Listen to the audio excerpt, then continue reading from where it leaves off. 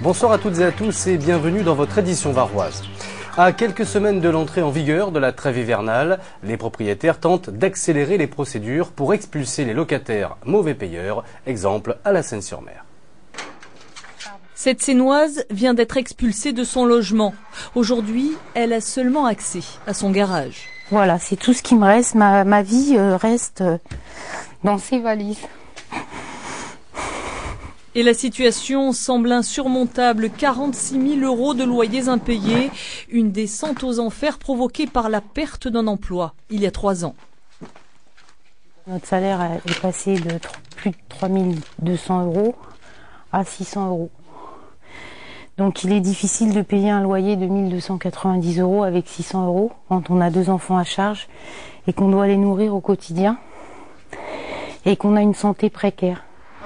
Seule solution pour cette famille qui se retrouve à la rue, pratiquement du jour au lendemain, s'installer à l'hôtel.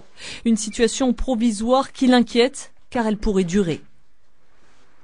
Aujourd'hui, à mon sens, il sera très compliqué de retrouver un logement par le fait que j'ai une dette de loyer très importante et qu'à ce titre-là, aucun bailleur social ou privé me donneront l'accès à un nouveau logement.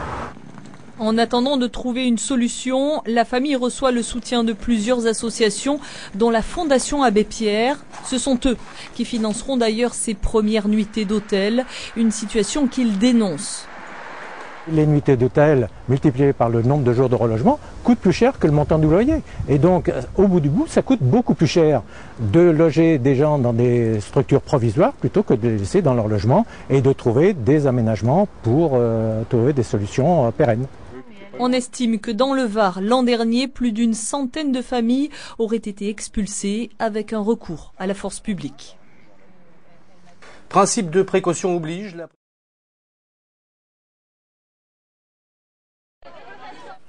Le DAL, le droit au logement, toujours mobilisé pour une famille de la Seine-sur-Mer. Symboliquement, c'est devant le Conseil général que l'association a planté une tente.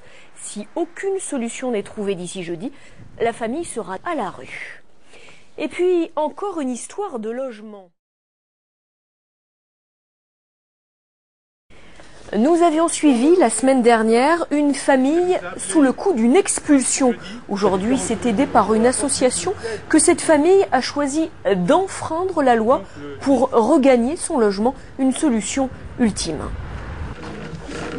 Une opération aux airs de commando. Dans quelques instants, ces membres du droit au logement pour tous vont investir cet appartement.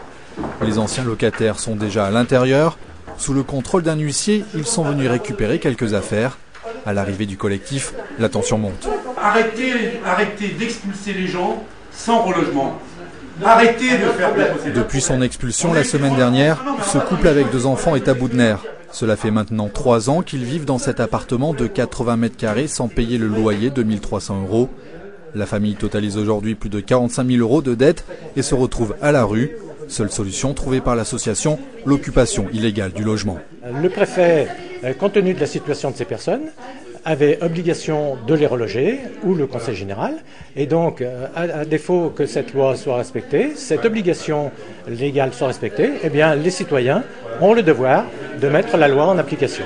Nous sommes dans une situation où, effectivement, elle pourrait paraître illégale, sauf que la dame a un dossier d'ALO, sauf que la dame a fait une demande de logement et que cette demande de logement n'est pas honorée. Les expulseurs sont mis dehors. C'est ce qu'on voulait, on a gagné. Enfreindre la loi pour obliger l'État à la respecter, une méthode qui pose question. Ce soir, cette famille dormira à nouveau dans son appartement. Reste à savoir pour combien de temps.